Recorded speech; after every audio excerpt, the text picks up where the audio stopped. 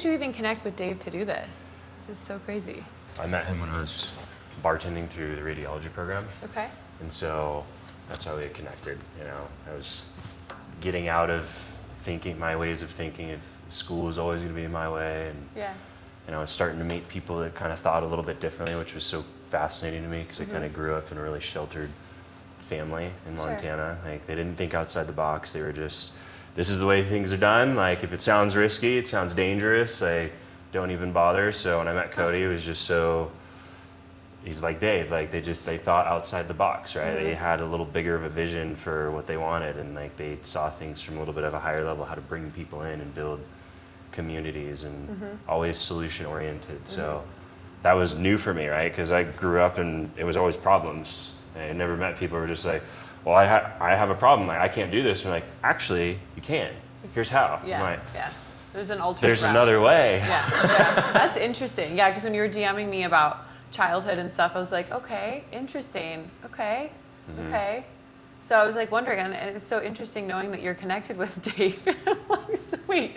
So he showed me the photo in the space. I'm like, wait, the only new spot here that I know of is Dave's, and you're sitting in the place. It's like, what? What are the odds? I know. It was meant to be. It was meant to be. Yeah. And we needed to reconnect with them. It's been they moved from our street, and they just finished their home in the estate. So they moved down. We're in the hills, and they moved down Dry Creek into the estate. So we haven't been to their home since they finished their backyard. Nice. Yeah. Well, see, another reason to Yeah, but connect. you're connecting. You're a connector. So that's cool. That's my job description. Yeah, connector. People person. People person, connector. Okay. Just take photographs of a lot of people, and that was my way of trying to meet new people. Yeah. You know, try to just figure out, like, at the time, like, if I didn't have money, like, I could at least, like, put the right people together. Sure. I mean, that's what real estate is, and that's technically what you do, right? Which, by the way, we have, how do you say your last name? How do you say your last name? Frerking. Frerking? How do you like your steak cooked? Medium rare? Frerking. Frerking. Frerking. Frerking. You got okay, it. Frerking. That's actually better than I say it, so my husband will be proud. Okay. As long as there's no rolling of the R's like there's a Spanish. No. Okay. No. Frerking. It's German. Frerking. You got it. Frerking. Okay. So we have Kayla Frerking, right? No. No? Frerking? Frerking.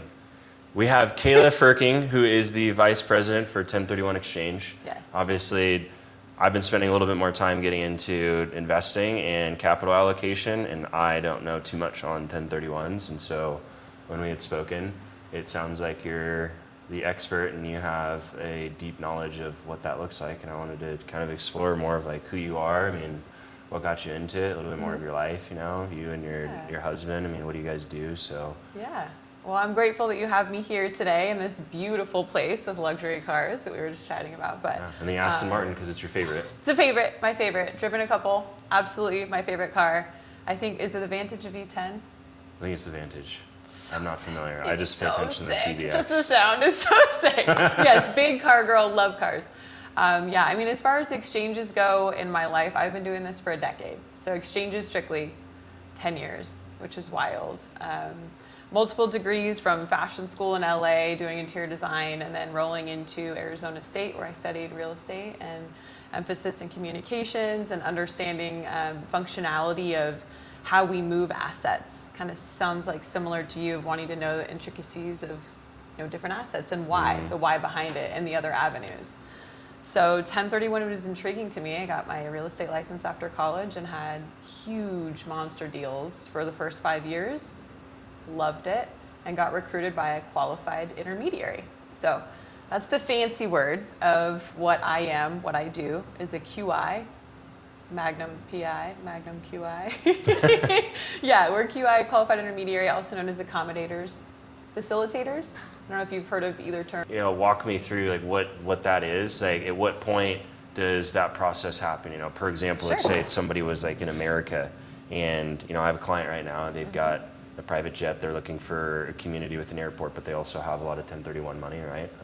Yeah. And obviously at their level, it starts to accumulate in the millions of dollars. So, at what point do you come in to help? And, how can you start to set that up for people and educate people on that? Yeah. I know nothing. Yeah. Well, starting with nuts and bolts, who we focus on when you're talking about ownership of a jet, that's not exchangeable. What is real property held for investment. You cannot exchange your primary residence. It's strictly investment real estate. So this building we're in, right? Or an investment condo, or the bar you're building potentially. If you're a U.S. resident and you own foreign property, you can exchange foreign to foreign if you're a U.S. paying resident, right? So again, real estate held for investment. And of course, what we're doing is we're deferring capital gains taxes. So when you're mentioning your client that has a ton of assets in real estate and they've appreciated, at what point is the question, do I start exchanging? I mean, that's entirely up to the investor, but typically you're maxed out on depreciation, right? Maybe you want to leverage your asset and diversify. Maybe you have multiple assets and you want to consolidate, buy something larger. So sell 10 properties and buy one. There's an opportunity there. When we look at exchanges, who comes to me and my job and what I'm doing? When you list properties for sale in a traditional sale, what happens? You sell real estate and then what does the client receive? No, they receive their equity. Yep, they have money, right? Cold hard cash. That's a normal transaction, traditional sale. In a 1031, your investor client sells real estate and acquires more real estate, not cash. So there's the loophole, if you will. I'm the middleman in between the two transactions. So as a qualified intermediary, when that sale happens and close of escrow occurs, if it's an escrow state, the cash goes from the escrow holding account into a segregated bank account that we hold as a qualified intermediary in the middle for them to find replacement property that you can help them buy. Okay. So I'm the bank. Right. Okay, so basically the 1031 exchange doesn't happen without you. Correct. All right. You need us to facilitate the exchange. That's why I mentioned maybe some people hear the term accommodator or facilitator, and that's, okay, I get that. That's 1031. They accommodate the exchange. They facilitate the exchange. But the legal term is qualified intermediary, which of course an attorney wrote the term of that, right? So a QI or qualified intermediary is a non-disqualified agent to the taxpayer. That's two negatives. So non and dis, we're qualified. It's so silly. But to me, again, think of middleman. We're holding the cash. It's my job. I hold cash for a living. Nice. Yeah. That's awesome. It's fun. It's fun. What are some of like the things like you enjoy most about like going through the process that I think you've learned over the years that's kind of changed since you first got into it? Gosh, I would say nothing has really changed. In 2018, we had regulations change from jets to real estate. What do you mean? You could exchange personal property for real property. Now you cannot. Oh, you used to be able to exchange personal for real property. Well, that's awesome. Yeah. So get this. Exchanges have been around since 1921. It's a long time of exchanges. 1920. Wow. Over 100 years. So when people get anxious about it, I think for me, just knowing all the RevProcs, revenue procedures, which are just little terms and transactions and regs that change in our IRS tax provision every year, they restrict us in nature. Of course, the IRS wrote these things, right? So I think in 2018, that was intriguing to see personal property exchange for real property, where now it's just 1031 is really focused on what you do for a living, real estate.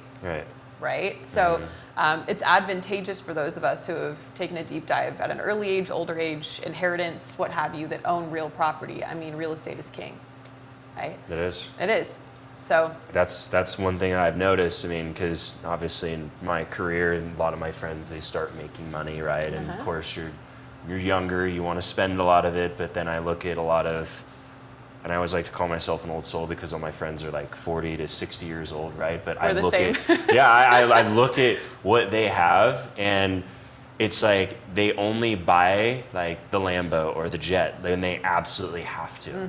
It's because their assets that they've been holding for so long are paying for all of those toys or fun things that a lot of people really, really want and are willing to take out a loan on or have a high monthly bill where it doesn't make sense to them. Yeah, you can write it off, depreciation, all of it. I mean, depending on how you hold the entity, right, for write-offs. Yeah.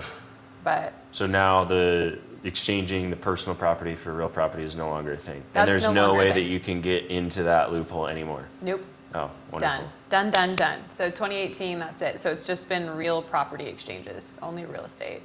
But yeah, I mean, I absolutely love the complexities of entities. So when we look at an exchange, the individual or tax-paying entity that holds the asset must be the one that's on the sale and the purchase on title, because they're getting the tax advantage of tax deferral, right? Mm-hmm. So if Jordan owns real property as an individual, he can't buy it as Jordan LLC with 6 members. That's a brand new tax-paying entity. So when I have partners that come to me and there's like 6 or 7 of them and not all of them want to exchange, those are my favorite. Because I geek out. I'm sensing sarcasm. No, I'm dead serious. So it's creative thinking. I love it because it's finding the intricacy and putting the puzzle pieces together to be advantageous for every taxpayer involved. And I love that stuff because I could do the basic, I've been doing it a decade. So the more complex ones, I thoroughly geek out over and enjoy. Again, the entities are intriguing to me of how people own. So same thing with write-offs with cars, with other assets, the jet that you talked about. Right? How can we use that in a corporation or a business standpoint as a write-off that's advantageous for me as an individual long-term? So there's so many umbrellas of ownership that we go through, and I try to simplify that for our taxpayers to understand who's the actual taxpayer that's on the tax return or title that's getting the tax deferral and advantage of the leapfrog. And when I mean leapfrog, let's say you bought a home for $200,000 10 years ago, and now it's worth $1 million, and it's an investment property. You can exchange that, let's say, hold a new property you buy for at least $1 million or greater, because the value matters. If I sell for $1 million, I have to buy something for at least $1 million or greater for full tax deferral. So let's say you buy $2 million worth of real estate, 2 properties. Now they appreciate and they're worth $3 million each. You can exchange those, and now when I say diversify, you're now building and playing the game of Monopoly, right? Mm-hmm. And then I have clients that start out on the tail end of their life, and obviously in the beginning where they're stacking and growing diversification. And I have a lot of clientele right now that they're consolidating. So if you take those 6 properties down the line, you sell them all at once, and now it's valued at $10 million. You can buy one large estate, let's say in the Keys, right? And you get to retire and move into that property that you've held for an investment over so many years. As long as you hold it for 2 years as an investment, it's now your, It's your playground. It's your playground. That's awesome. Isn't that cool? So it's kind of build the empire and then use it to your advantage long term. Mm-hmm. That's so much of like what I've been so fascinated about learning is like how to build the empire. Yes. Like I'm not impressed when people make money for like a year. It's like I want to know the guys that have been doing it for years that can hold and put a lot of money into something and sit on it for a little bit because they know so confidently that it's going to appreciate, and they know when it's done, like they're going to 1031 and they're going to keep pulling it into what their dream is going to be. Yeah. But they've done it the smart way, because I've seen so many people not do it the smart way, and I don't want that. That sounds painful. Like I want to do it, you know me, like it's attention to detail, like working in luxury, like it's about doing things right from the get-go. Absolutely. That's why setting up for success. Yes, set up for success, like from the moment you start moving the dirt until you put the foundation in.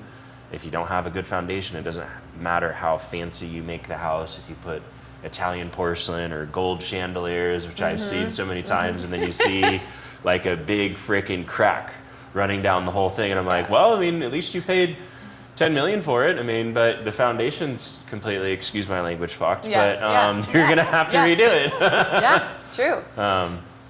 Excuse me. So I love seeing that there's a lot more that goes on behind the scenes too, and I want to touch a little bit on what 1031 does for.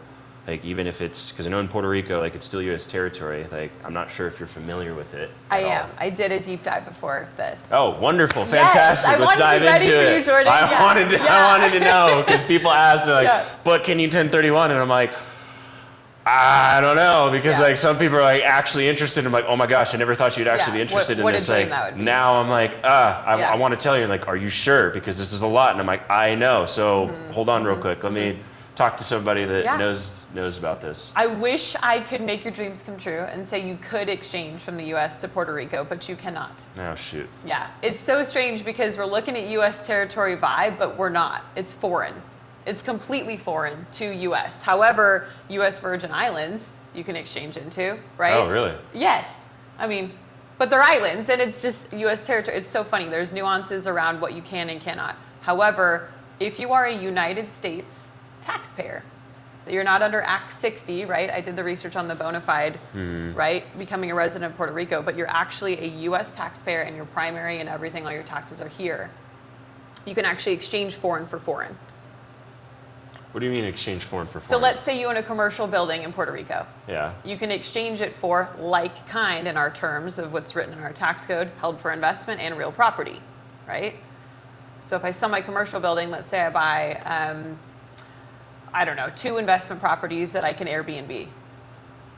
That works in an exchange. If I'm a U.S. resident and I own that foreign property, I can sell it in Puerto Rico and buy more in Puerto Rico or any other country that validates it. Okay. So that's how it works. Yep.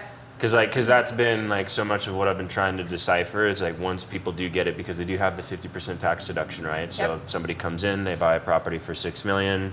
After the 3 years, depending on what that rate is going to be, I mean, they might get 3.3 is what their final price is going to be. But then now, obviously, they come in, they sell it for the 4% capital gains tax, and they'll have 0% income tax. They stay there the 182 days. 182, so okay. 182 days is like how much time they have to stay there. But then after that, let's say they sell it. Well, now you're going to have, you're only going to be paid for 4% capital gains tax, which is honestly awesome. But then also, you're having so much equity in that because you, in essence, got a lot of that back. So what do you put your money towards? So that's helpful too, because I know people can 1031 there, but so many of my clients want to know like the end journey all the way. And me being sometimes extremely young for the rooms that I'm in, like I'm kind of sitting there and it's like I need to know, because I almost feel like, like given some of these opportunities, like I take it so seriously because I'm like, I feel like a steward. Like I want to make sure like this works. I want to make sure it's a good deal. I only want to put things in front of them that I know like are going to be a good investment. I don't want to be the sales guy that's like, hey, I'm just doing this for a commission, man. Yeah. Like, I don't care. I don't care about the money. Yeah. Like, I've got a $2.7 million listing that we just pulled off the market, but like my whole goal with her is to get her house sold. There's 5 people in on the deal. I've actually negotiated my position to be the least paid out position because it makes the deal work. Yeah. So like money, I don't care about the money. I just care about doing a good job. So this is helpful. Well, and that's like the Brian Buffini quote, like, right, live the good life, work by referral. If you have a good soul, which I know you do already, and just feeling like you can support and help, isn't that what matters the most as a human? Yeah. I mean, it'll come if it's meant to be, right? And all that, like you're saying. But you even giving this new listing and this person that advantage, I mean, you're helping her. She's going to, spread the gospel about you. Yeah. So it's pretty neat. It is pretty neat. I mean, I will say that a funny term you can retain, that you will, is called swap till you drop. Swap till you drop. Sounds like something like humor in the 1031 It is. To exchange until you die, right? Swap till you drop. So if you keep rolling it and rolling it, we'll use my family as an example. My parents have been exchanging since, I think they were in, I want to say their late 30s. Really? I don't know if you're familiar with San Diego. Yeah. Okay, so I'm born and raised in Carlsbad. They bought land in Rancho Santa Fe, which is now the farms area where all the racehorses are held, right? They bought land there, acres with their friends, way back when, and they were, scraping together pennies to buy it in their early 30s. They did it, and years later, they went to sell the acreage to, celebrities and different people, won't name names, but they ended up with a tax bill because they weren't aware of exchanges. And my dad wrote a check to the IRS that literally said a big FU memo with hundreds of thousands of dollars because they collected cash on the sale. So they sold the land, collected the cash. So they didn't even know at the time. No. Well, now they do. Now they do. And so that catapulted my dad's entire career at that point. I mean, he's incredibly smart with business method, patents, and real estate and title. This is apples, trees, right?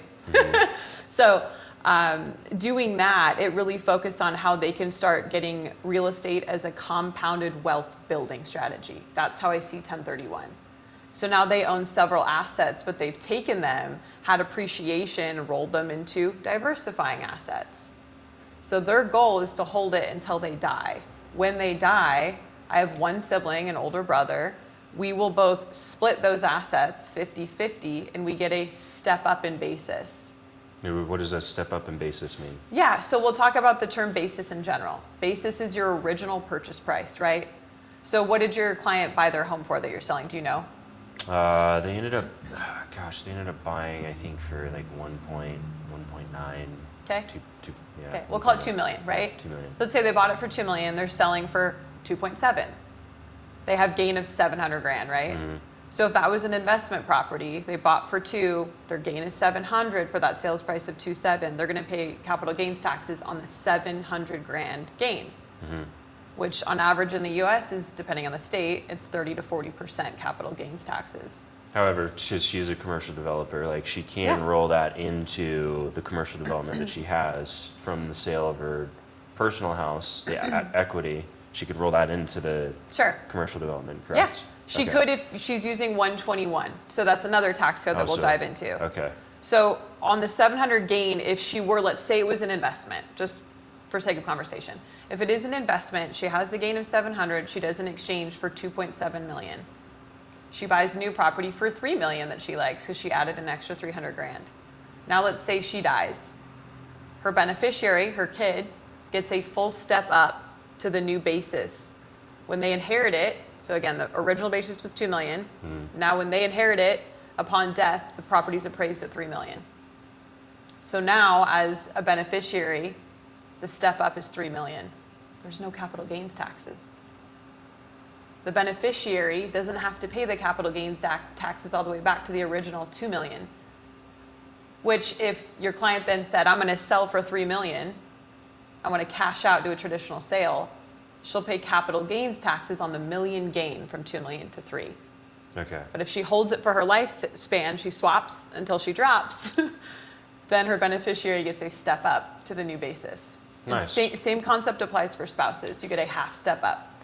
Okay, so there is an advantage of being patient. So that's your long term for your clients. Why would I exchange and not take a hit now? Well, if your goal is to keep owning real estate, if your goal is to have this wealth building strategy, like we said, real estate's king wherever you are, and understand that you have, maybe you're married, you have kids, it's a life estate planning tool. So you can leverage your assets, have high returns throughout your duration of your life, consolidate, and then someone else gets the keys to the kingdom upon passing without paying a dime in capital gains taxes the entire time.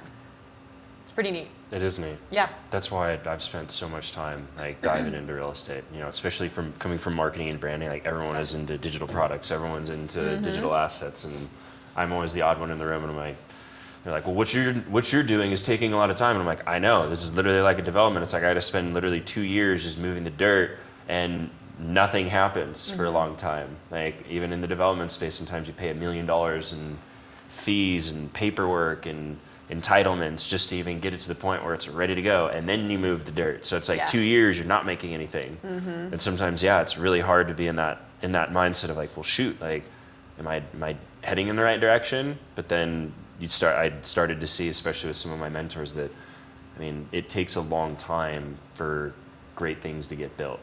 Like, and you have to be patient. You do. Right? You do. I mean, making that jump into some of these bigger investments and bigger properties takes time. Like, it takes time for appreciation. It takes time for you to figure out who the best people are to work with, right? Learning about all the right information, getting into a good enough position to where you have enough saved up. I think to put it towards some of these it's been fun to watch, because it's really helps me focus on what truly does matter. Yeah. Like, what wealth actually kind of looks, what it does, not what it kind of looks like, what it actually looks like. Because I feel like it gets so confusing sometimes when people see the jets, they see the cars, and I'm like, great. Outside of that, how much property do you own? Like, do you actually own? And how did you do it? Because I want to know how to set myself up and my family for the future. Well said. Yeah, I agree. And it is interesting when we were talking about, and you mentioned earlier that your friend circle is a little bit older demographic. Oh, yeah. Right? When you see people that are more our age in this era, it's like, friends. Yeah, but I know, right? Yeah, let's connect. It's rare. It's so rare. And without 20 kids too, by the way. So it's like, okay, let's go have fun. But no, I see a lot of friends that splurge on silly things. that are over the top, and I'm guilty. We're both guilty. Yes, okay? I mean, I went from an Infiniti, a G35 Infiniti, went into a Jag F-Pace, went into a Defender, and I sold my Defender when we moved out here and a couple years ago. And it's just so funny because I'm having this challenge right now of I can buy the nice luxury car, but is that the smart move? No, buy the real estate. It's literally in my DNA. It's like, you know, and we have these conversations, my husband and I, and he's like, man, are you doing okay? Like, I love you, babe, but you can get the car, you've earned it. But are you going to be okay driving something less? And it's like, why wouldn't I? Who cares? Yeah. But that's up here, right? That's me tackling it. But it is funny when I look at it from an outside perspective, watching people do that, and they're hemorrhaging capital, and they have no clue what appreciation is. They have. I mean, I have friends that just bought a house recently, and they have multiple kids, and I'm like, they put so much time and money into cars, clothes, trips, and they could have owned their real estate years ago and built something and had gain and felt a little bit less strapped, right? And so full circle back, I mean, hi. It's right here. So pretty. I know. You brought me here for a reason. I did bring you here for a reason. I just needed you to see it. Yes. I needed now you to see, the interview in front of it, and then we'll take a picture with it. Perfect. Like, here, picture yourself. Yeah.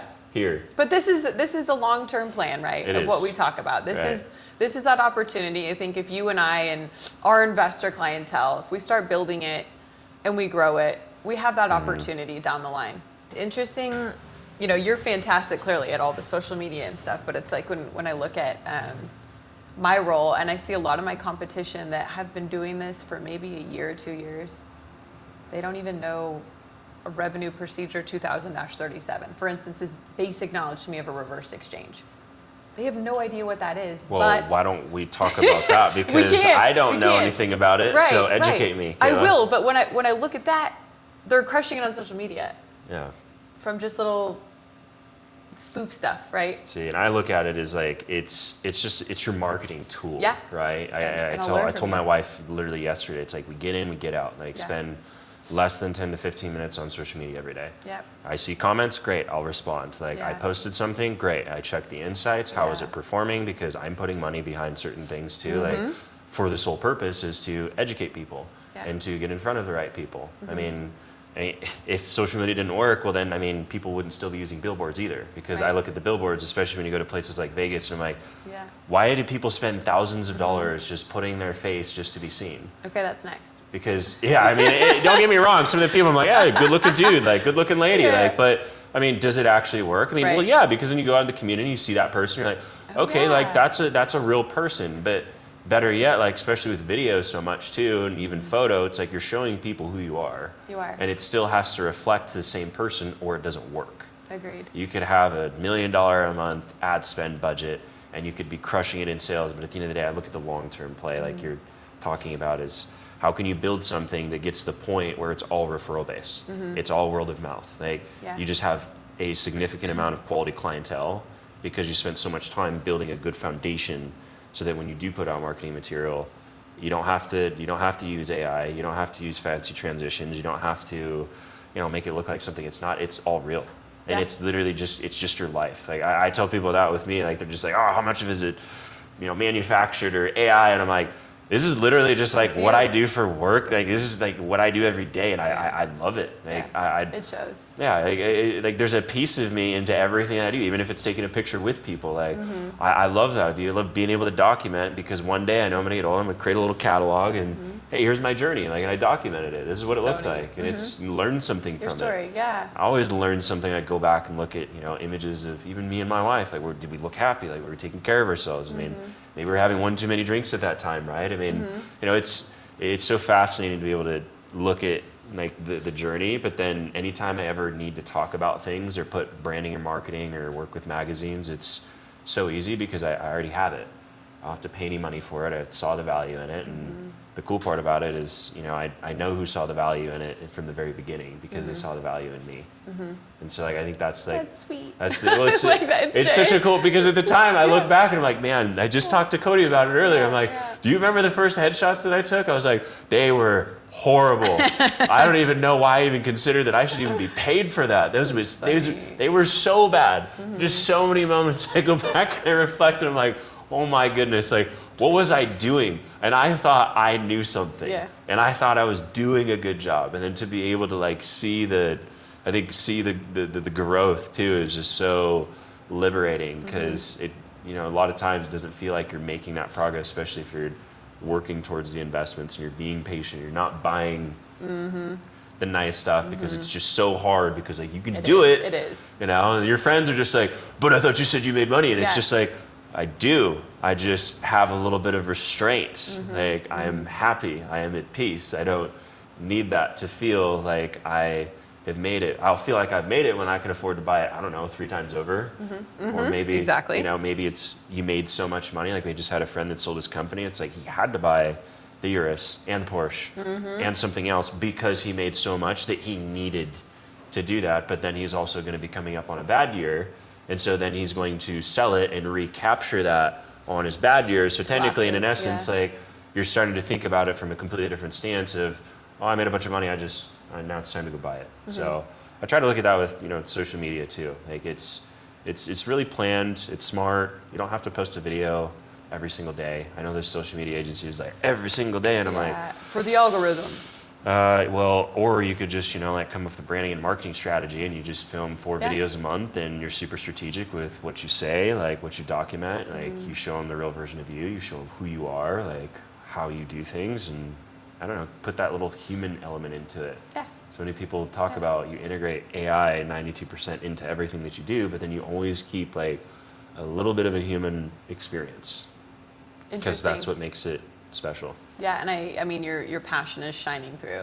It really is. Because, I mean, it's clearly a huge part of you and understanding that. And these are things for me that even doing this is, I'm shy, believe it or not, when it comes. You're doing great. Well, I appreciate it. But it's like, you know, doing a lot of the podcasts is necessary. I mean, I know my craft is the thing. And I love people and helping people like you. So showing who you are is the key. But hearing your progress and just where you've come, it's inspiring, so thank you. Thanks. I need it. I need the inspiration on this side to be more bold.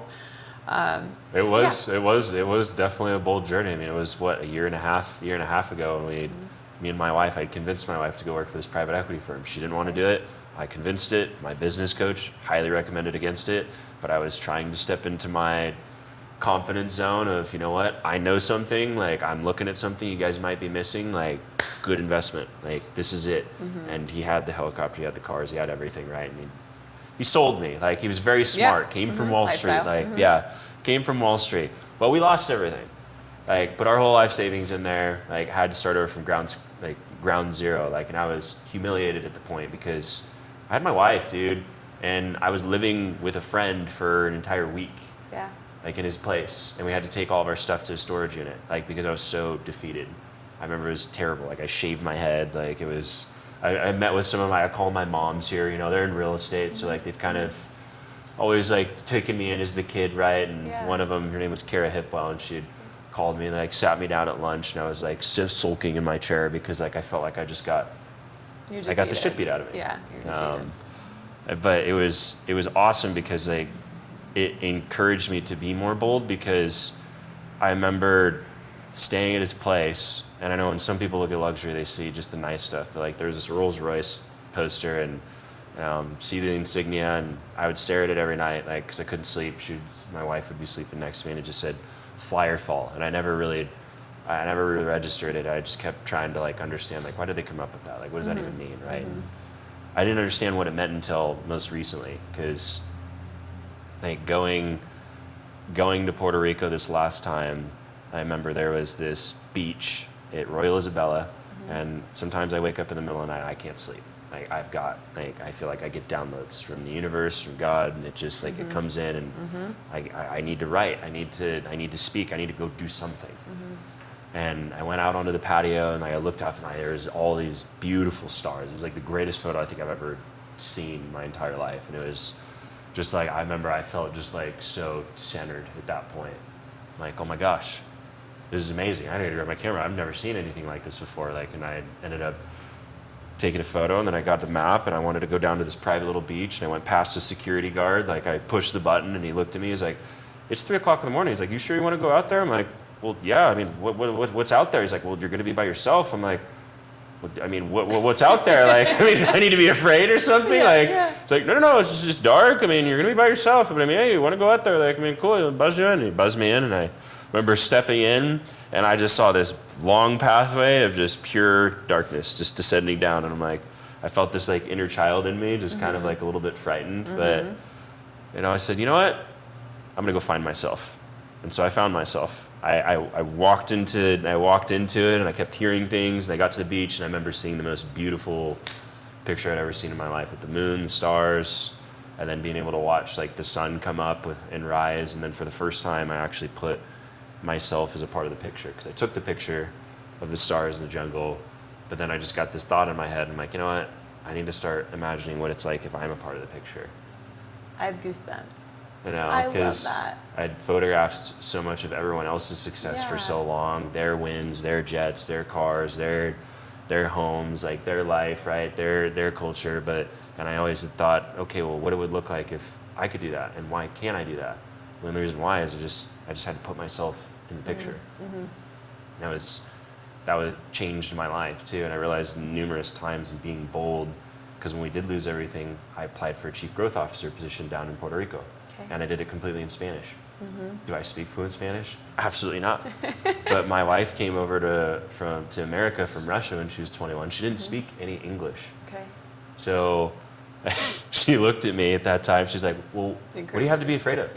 Like, stop being a pussy. And I'm like, I kind of looked at her, and I'm like, excuse you. She's I can't wait to hear. I'm not going to lie to you. Like, you need to stop being a pussy. Like, if I could do it, you can do it. And I'm like, okay, well, great. So then I did it, and it worked. I remember showing up to that interview, thinking the entire time, what am I doing? Like, why am I here? But then I stepped in, I crushed it, and I got the job, and the rest is kind of history. It's like it's such a pivotal moment to know that I was worthy. I think it's like in those bold moments when you do push and stretch a little bit more, and you're terrified. You walk through the darkness. Yeah, that's what you did. You practice, and it's like you have people around you, like train you and prep you so that when it does happen again, like next time, you're not nervous. Like, you got this. Like, sometimes you win, sometimes you lose, but you fly or fall. Yeah, you fly or you fall each and every time. So that's neat. Thanks for sharing that. That's very inspirational. What a guy you are. I'm just trying to be myself. I'm trying to make the world a better place. No, it's impressive. It's very impressive. I mean, you got to hit the bottom to realize, right? And for some people, not everyone, but I think there's just a lot of trials and triumphs we have to get through to understand what we can give and receive, and I think that's really neat. And here you are. But what about you? What have been some of your biggest trials and tribulations? I think all of us with the career is just trying to figure that out. And for me, out of college, getting my real estate license, I thought I was going to be Joanna Gaines, who wasn't really big then, but it was like that was going to be interior design. That was going to be my life. You would have been great at interior design. Thank you. You're very sweet. You haven't seen the inside of my home yet, no. But no, that, and I love fashion and all these things. And then it was, or maybe I become an event coordinator. And I looked at it after multiple chats with my dad, and I just couldn't figure out where I fit. Just every single circle that I ran in, and LA is great. I didn't really fit there. Where in San Diego, I didn't really fit there. Had a weird situation growing up with not the nicest people in high school. And it's okay, me either. My nickname was Radio in high school. What? It meant retarded black kid. That is so messed up. I know. Kids At the time, everybody thought it was funny, but deep down inside, I hated it so much. No, I hated it so much. Yeah, I had car keyed fights, all the things. Oh, you got into fights? Oh yeah, it was bad. Yeah, you and my wife get along. Yeah, it was bad, but it was how do I protect myself? And so it would be, let's have a tough exterior, or then, decades later, I'm so confident and blessed with travel. So that brings me back to all my hardships and understanding where I fit, which really isn't the worst thing, but it's like, it's your identity. It's what is my purpose? You in the picture. Where am I in what picture? And so I did move to France with an ex-boyfriend years ago. And the culture there and understanding what other people go through and that aren't living in the U.S., that aren't from the U.S., and how absolutely breathtaking the world is. Oh, it's beautiful. And figuring it out on the fly with cash that I made from real estate, right? And living there for a year, it made me realize exactly who I am, which is I want to be successful. I will fight for everything. I know exactly who I am, which is a woman of faith in Christianity. I need to find the love of my life, who I'd already met, Trevor, and he was back home waiting for me, ready to get married. And, there's more to that, but I think when we got married 6 years ago, it was, where are we going to move together? Where's our next adventure together? And it landed us here. And throughout that process of selling the real estate, meeting someone at 2 companies ago who believed in me, Steve Decker, who's an incredible inspiration to me today, and then going to another company, the owner of that company believing me, investing in me, Javier, and then being recruited by Leader Bank 3 years ago and running this company as vice president and feeling like what I'm doing has a purpose, right? It's like, okay, my words have value, I'm confident, and I know what I'm talking about when it comes to tax code to support, and we can bundle that all together. And I feel like, to me, is just this epiphany aha moment that I'm exactly where I'm supposed to be, just like you are. Yeah. You find that you're in the picture. This is home. Yeah. Boise's should have always been my home in the weirdest way, but I feel like I'm living in a Hallmark movie with my Hallmark husband. It's a good feeling. Yeah, it is. So, the investment stuff, going full circle back to that, if there's any way it can help support you, your clients, right? We can talk about the foreign to foreign, if they are residents of Puerto Rico, because I know you're there. And then do you actually do business in Canada, or was that just a quick travel That opportunity? was literally just me just there getting a drone. I wanted a drone that nobody else had, and I was willing to cross the borders in order to do it. So. Yep. Okay, so then you're primarily here for where you're farming and your clientele is Boise and Puerto Rico. Yeah, Boise and Puerto Rico. Okay. And my specialty that I'm focusing on specifically here is new construction, luxury, and land and ranch and development. That's what I love. I'm not saying that I won't take on any projects, but that is my primary focus. That's my specialty. That's my skill set. Okay. Spent the last 7 years doing branding and marketing in the luxury sector, new construction, development, land, ranch, private equity, commercial, and so now it's just accumulating all of that to just kind of just build the actual repetition of the experience, because so much of it, I haven't always been a part of being on the specific contract, but I've always been documenting. I've been in the room, I've been there, and in some cases I've been the one that has to speak about the product, right? So it's just been a constant continuation of just continuing to refine my skill set, because I know that one day the people that I consider mentors will trust me, because I'm finally qualified to be the steward of all that they've spent building. Because one day, I know that day's going to come. Yeah. I just want to work with one or a few clients or families, and that's it. Because I know that my job has a purpose, right? Because you look at the kids, right? It's okay, great. What are their kids going to do, right? Setting their kids up for success, right? Because in essence, the wealth that they're building is for their kids. And so that gives me a little bit of a purpose too. You're growing something that's going to affect the up and coming generation. And some of these kids, they follow me on social media. So I get pumped. If I see them commenting or we engage a little bit, I'm just man, how you doing? It's good to hear from you. I'm I know if I hear from you, I'm heading in the right direction. Right. Because sometimes you talk to the elderly and you get shut down a little bit, but it's also you got to talk to the up and coming generation too, because if it's coming from, I feel a good family, they might actually be looking at the future of what's coming, things that you don't see. Yeah. Giving you input on hey, maybe you change this a little bit. And you're you know what? Thank you. I appreciate that. I got that from a kid the other day, literally telling me that, luxury doesn't mean expensive, it means accessible. Right? And that's so much of what my life has been. I work in luxury, but sometimes I have to stop and think about how grateful I am, because I have so much access to different relationships and people and opportunities that most people have to spend tens of thousands of dollars on. But I'm able to use that as my gift and make the world a better place. Yeah. And to be able to give back a little bit more, when it comes to raising money for St. Jude's, right? Or raising, giving back to my team, helping out where I can, and I don't really have to worry about charging for something, because it's hey, you took care of me, I take care of you, and it's I feel I'm being able to give back a little bit more to the community. That's all I've ever wanted, is just to make enough to be able to buy back so much time that I could finally spend my time doing what I wanted to do, which was to make a difference. Yeah. You know, making money is part of making that difference, right? Everybody, you have to have it, right? But I also don't want to have it. I want to be at the point where I don't have to think about it, and it's generating enough to where I can just literally wake up every day and just focus on what's a problem I can solve. Like, who can I help? Who can I help today? How could I go into a business and be a steward, because numbers make the world go round. And that's where I want to spend time, because some people are like, you're too young, Jordan. And I'm like, you know what? Just freaking wait. I was like, because I have the unlimited marketing budget. Like, I know how to do this. I could talk about it. I can get it out there however we need to do. I just watched a video the other day from some financial institution. It was finally filmed well. And I'm like, this is what I want to do, is like showing people like how you think about things, talking about the process of like how to move investments and assets and protect those, and you know, how to conserve that over an extended amount of time. So yeah. It's interesting. I mean, when we look at the entire investment realm, right, and all of your clients, what you said was luxury, helping families, some with farms, right, ranches. Every single one of those things, to me, in my brain, from my perspective, is how do I set up an exchange? How do I leverage this? How do we help the client, right? So even with ranches and farms, you can exchange depending on how they're held. So keep that in your back pocket.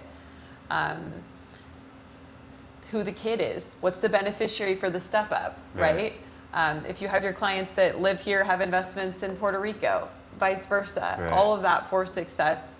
And do you have, I don't know if you're familiar with the timelines of the exchange. Yeah, I don't think we talked about that. Like, can we go into the timelines of the exchange too? Like, if how it differs, especially like foreign to foreign, because walking through, definitely want to go back and like highlight specific points for that too. So when we're doing the exchange and you have your escrow open here in Idaho, right? You have your close of escrow date. Say it's 30 days from now. That's day 0 of your exchange timeline, where the funds are then transferred to that segregated account we talked about. Right. Then the exchanger has 45 calendar days to formally identify replacement property. So breaking that down, you have a month and a half to write down a new address. And identify specifically doesn't mean like putting in an offer. It's just literally like identifying. That could be like a letter of intent. Could that be? Yeah. An identification is putting down on our form as a qualified intermediary the final property you intend to purchase. So you could make 10 million offers. That's a handshake, right? Yeah. An offer is just a handshake. What I'm looking for is something that is concrete. It's written. It's a paper trail. That you're saying, hey, Kayla, I'm identifying 123 Main Street. This is the property I want to buy. Because after day 45, you have an additional 135 calendar days to close on only the property or properties you've ID'd. So you're limited in this month and a half. These are your final choices. So sometimes I have clients that won't identify until day 40 because inventory comes up and they're not sure what they want to buy. The other tool is start looking ahead of time when they're in contract with the property to be sold, right? We call that the relinquished. They're looking for replacements, the one being purchased. So you can be in escrow with both at the same time. There's nothing that limits that. You could close within a week of each other. Nothing that limits that. You don't need to use the entire timeline. But let's say if you can't find replacement property in the month and a half and 45 days, the cash we're holding that was otherwise in lieu of a taxable event from them collecting it is now returned to the taxpayer. And they're facing a taxable event on day 46 of their timeline. If they do ID, let's say the most commonly used rule is the 3 property rule. So you ID 3 properties, that's it. And you can't close on any of them. And now you're in that 135 extra cushion of your timeline. The money sits with the qualified intermediary until day 181. And how I got there is 45 to ID plus 135 to close. Okay. 180 days, 6 months. It's the entire exchange timeline. So it's kind of icky, if you will, when you're looking at this situation. If you're trying to perform, you ID 3 properties, and 1, the inspection went terribly wrong. You don't want to buy that property. 2, the other one goes into contract with a different investor. And 3, the other one's pulled off the market. What do you do? Yeah. Your cash has to sit there for an additional however much is left in your timeline. And then do you restart over? You do not. It goes back to the exchanger or taxpayer at that point, and it's a taxable event. Well, that sucks. Yeah. So basically, the best course of action is just identify as many as possible So the 3 property rule, you're limited. Oh, you're limited. You're limited. That's okay. the most commonly used rule. So when you're in the 45 days, you can identify up to 3 properties regardless of their fair market value. Right. So remember we talked about the value. If I'm selling for $1 million, what am I actually exchanging? Right. Real property held for investment, but it needs to be $1 million or greater on my purchase for full tax deferral.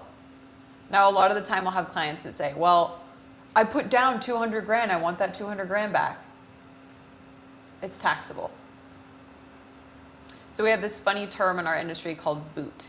It's like on your feet, it's boot season. It should be boot season. Yeah, We're not, but we're in heel season still for me. We're still there. Yep. But so boot is anything that is non-like kind property, like kind investment to investment, real estate. Could be commercial to residential that we talked about, right? Right.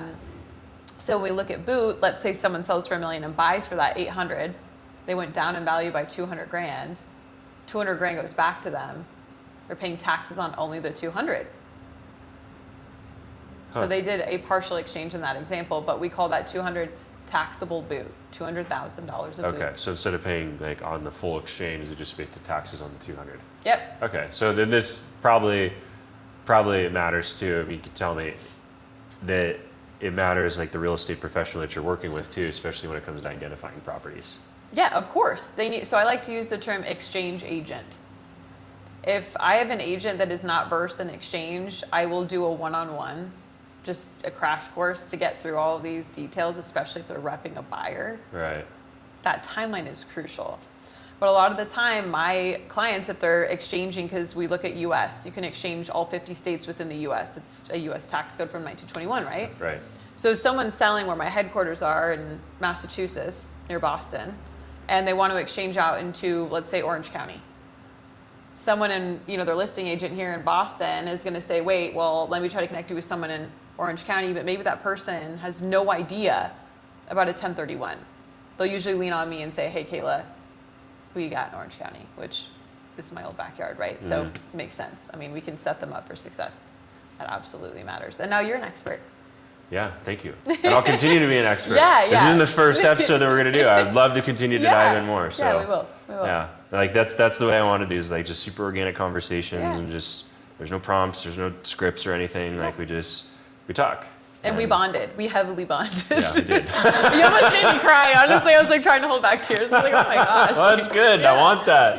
Yeah. I want people to feel something. Yeah. Like, yeah. That's what I want the brand to be. That's what I want the podcast to be. Like it's purely just like for different demographics, and obviously, I stagger it. Like I want male, female. I want different ethnicities. Like I want it to be very diverse because, like you talk about, like when you travel.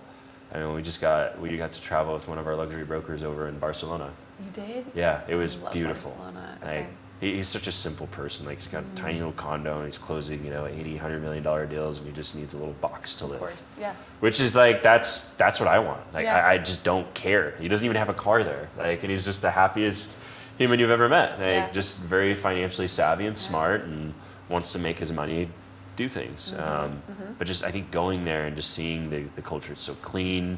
Nobody's obese. Everybody walks everywhere. Everyone's biking everywhere. No gluten. No. I mean, it's different. And the way that they do business, the way that they build relationships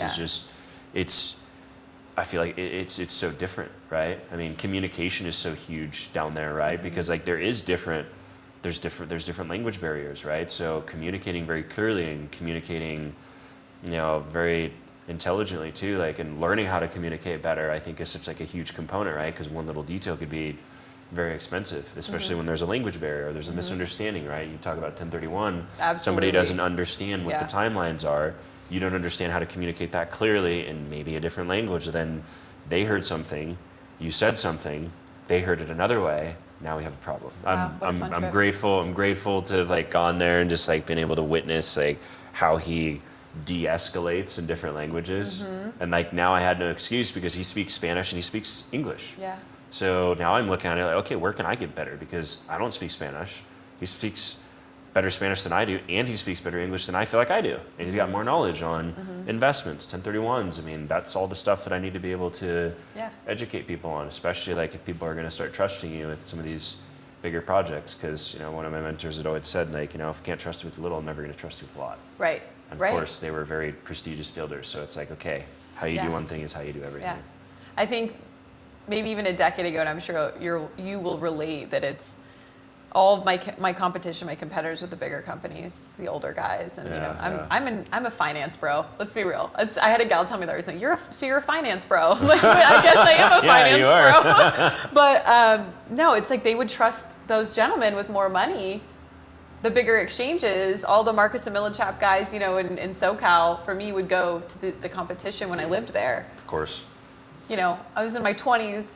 This is an exchange, and we're over a decade in, and I'm earning and building that rapport and respect, just like you said. So it's like, okay, wow. So all it took is a little bit of age, grace, knowledge building, but it's true. It's true. Yeah, experience. It does matter. It does matter. It does. Well said. It's fun.